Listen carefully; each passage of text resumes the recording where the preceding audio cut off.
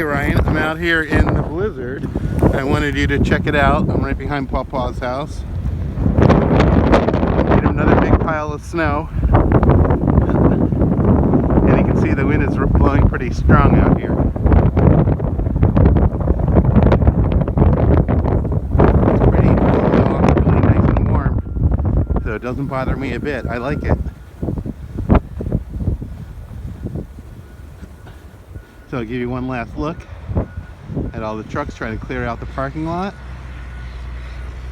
and all the snow.